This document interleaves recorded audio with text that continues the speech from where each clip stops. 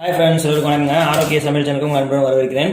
இப்போ வந்து பார்த்தீங்கன்னா நான் வாழைக்காய் ஃப்ரை வந்து பண்ணி காமிக்க போகிறேன். ரொம்ப சிம்பிளான மெத்தடில் வந்து நல்லா அவ்வளோ டேஸ்ட்டாக இருக்கும். சாப்பிட வந்து வெறும் வயலையே வந்து சாப்பிடலாம், அந்த அளவுக்கு டேஸ்ட்டாக இருக்குங்க. நான் வந்து பண்ணி காமிக்கிறத வந்து வீடியோ ஃபுல்லாக பாருங்கள். ஒரு டைம் பண்ணீங்கன்னா அதுக்கப்புறம் வந்து நீங்கள் வந்து மறக்கவே மாட்டீங்க. தொடர்ச்சி நீங்கள் இதை தான் பண்ணுவீங்க. இப்போ வாங்க நம்ம வந்து வாழைக்காய் வந்து வறுவல் வந்து எப்படி பண்ணலாம்னு சொல்லிட்டு பார்க்கலாம். ஓகேங்க, இப்போ வந்து அடுப்பு பார்த்து வச்சுக்கலாம்.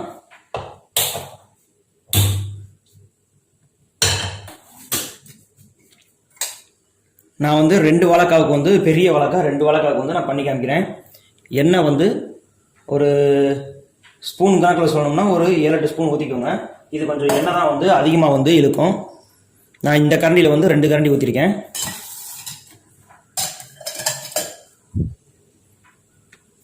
இப்போ வந்து பார்த்தீங்கன்னா எண்ணெய் நல்லா சூடாகட்டும்.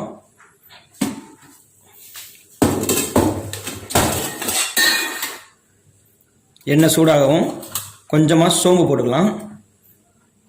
ஒரு 1/2 டீஸ்பூன் அளவு சோம்பு.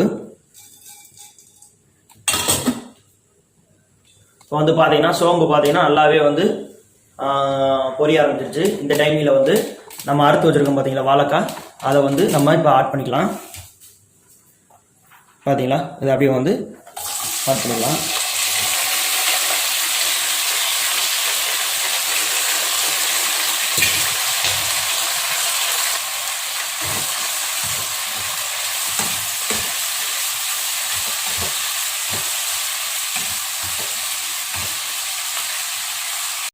வாழைக்காய் நான் எப்படி அறுத்துருக்கேன் பார்த்தீங்கன்னா, இந்த மாதிரி சின்ன சின்ன பீஸாக வந்து நான் கட் பண்ணி வச்சுருக்கேன்.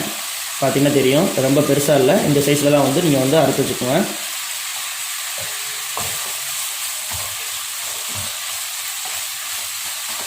இப்போ வந்து வாழைக்காய் போட்டதுக்கப்புறமா சீரகப்பொடி வந்து ஒரு ஸ்பூன் அளவு போட்டுக்கலாம்.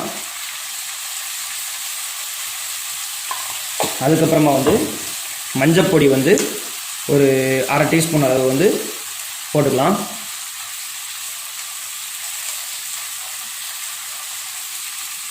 அதுக்கப்புறமா மிளகாய் பொடி வந்து ஒரு 2.5 ஸ்பூன் அளவு மிளகாய் பொடி போட்டுக்கலாம். 1 2 ஒரு 2.5 ஸ்பூன் இல்லை 2.5 ஸ்பூன் போட்டுக்கோங்க, கரெக்டாக இருக்கும். போட்டு நல்லா கிண்டிடலாம்.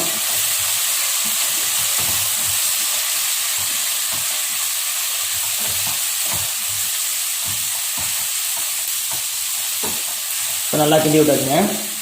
இந்த டைமில் வந்து கொஞ்சம் கருவேப்பிலை வந்து இந்த டைம் சேர்த்துக்கலாம். கொஞ்சமாக கருவேப்பிலை.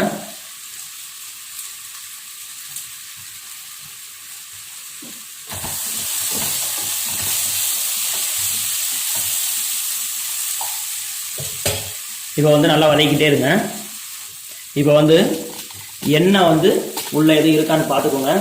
எண்ணெய் இல்லாத மாதிரி தெரிஞ்சுன்னா கொஞ்சமாக வந்து எண்ணெய் வந்து சேர்த்துக்கோங்க. நான் அந்த கரண்டில் திரும்ப ஒரு 1/2 கரண்டி வந்து எண்ணெய் சேர்க்குறேன். இதுக்கு வந்து எண்ணெய் தான் வந்து அதிகமாக பிடிக்கும்.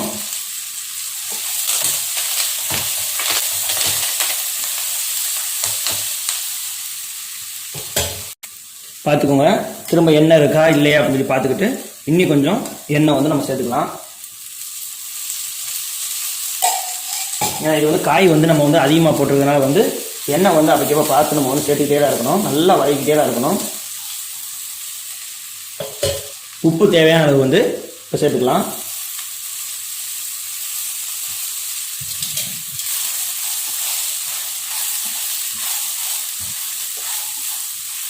அடுப்பை வந்து குறைச்சி வச்சே வதக்குங்க. இப்போ தான் நல்லா சுருங்க ஆரம்பிக்குது. நல்லா வதங்கி அடுப்பு மட்டும் கொஞ்சம் குறைச்சி வச்சுக்கிட்டே வதக்குங்க.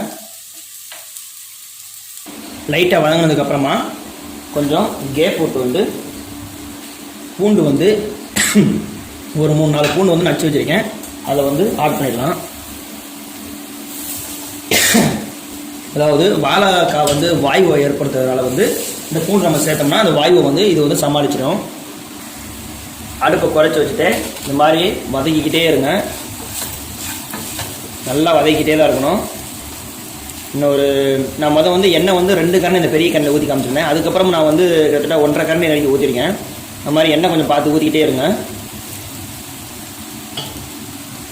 பார்த்தீங்கன்னா நம்ம வந்து அடுப்பு ஆஃப் பண்ணிடலாம். நமக்கு வந்து இப்போ பார்த்தீங்கன்னா ரெடி ஆயிடுச்சு.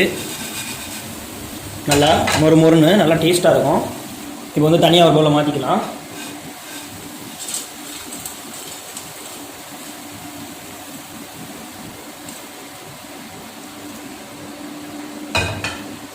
அவ்வளோதாங்க, வாழைக்காய் வறுவல் ரெடி ஆயிடுச்சு. நல்லா டேஸ்ட்டாக இருக்குது. அதுவும் அந்த நம்ம பூண்டெல்லாம் சேர்த்துருக்கோம் பார்த்தீங்கன்னா, அதுவும் வாடையெல்லாம் சேர்ந்து செம்ம காம்பினேஷன், செம்ம டேஸ்ட்டாக இருக்குது. வீட்டில் ஒரு டைம் பண்ணி பாருங்கள். பண்ணி பார்த்து எப்படின்னு சொல்லுங்கள். இது போன்ற இன்னொரு வீடியோவில் உங்களை மீண்டும் சந்திக்கிறேன். வீடியோ பார்த்ததுக்கு ரொம்பவே நன்றி.